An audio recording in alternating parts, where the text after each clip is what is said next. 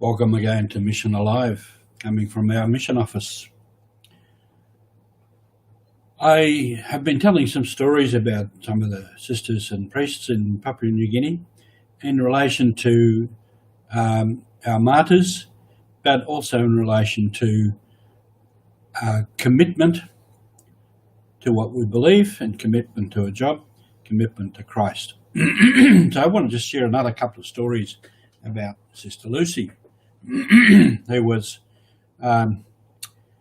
with me in a bush parish for about 10 years. Sister Lucy from Northern Victoria was a cook all her life. She used to cook at the harvest time on the farm. And she said once that she heard the call to go to the convent, but she kept running away from it for some time until she couldn't run away anymore. But she tells lots of stories about her cooking and her time in the kitchen looking after people. And I want to tell these stories because she was one who, she did hear the call, and she went out there where it was a different world. Used to tell a story, Brother George, he's another famous man, we can tell stories about him. He used to come in on the boat from Mule Island and arrive early in the morning. And as it was at that stage, he had to be fasting all night, but he would head straight up to the church and go to Mass, and then he would head round to the kitchen to Sister Lucy, and she would give him breakfast, which he probably really needed at that stage. That was one story of Sister Lucy being available and helping people. She tells the story herself.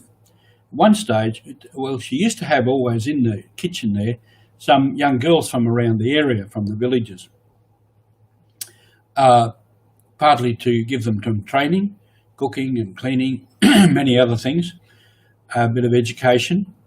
And they would also be a big help in looking after the place and doing cooking and getting meals ready for the priests and brothers and sisters and whoever else. So it was a normal thing to have a number of girls living in and working around the kitchen. Well, at one stage, she had 5 girls in, and they were all pregnant with no husband. Which was a bit remarkable, you might say. And Sister Lucy was fairly strict in her own ways. And there was some comment from others around the area, some of the priests and that this was perhaps just a little bit not quite right. It was a bit judgmental. To which Sister Lucy responded, well, somebody's got to look after them. Somebody's got to look after them. And that was her policy. She didn't like the situation they had landed themselves in. She didn't condone it, but somebody's got to look after them. So she did, and she did it very well. There's another story there too she used to tell, was a young teacher at the time. This is pre-independence, but independence was coming up. And the teacher came to her and said, Sister Lucy, this is my wife. She's from the village. I'm a teacher, and I can see that after independence I will get promoted and I will go up in the department. And I will have to go to functions and dinners and meet people. And I want you to educate my wife how to cook and to clean and how to iron my shirt. So Sister Lucy did. And some years later, when he did go up in the ranks, he came to her.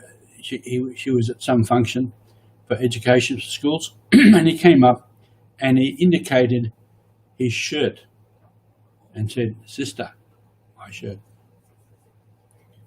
which was ironed perfectly. So these are the sort of things that might seem a bit quaint, but this was important for that teacher. It was important for his wife. So she was able to go with him as he travelled on his career. And in that too, then it probably in some ways saved the marriage, because it often happens in those places where the man is educated and goes on with life and the wife is uneducated from the village and she finds it difficult to stay with him. So these are some of the stories of Sister Lucy's stories in the kitchen.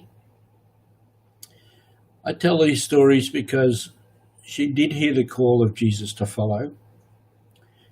She did enter the convent, and she took with her her talents and gifts, and she went out there where it matters. And many other stories of her and others, out there where it matters, out there serving people. She left home, she left family, she left everybody, and she went out there. So we follow Jesus. And this is still the call. Come, follow me. And often we don't know where that is going to take us. But we follow, and that is part of our faith, and that's what we mean by mission. We go to carry out the mission that Jesus gives us. Have a happy day on mission today.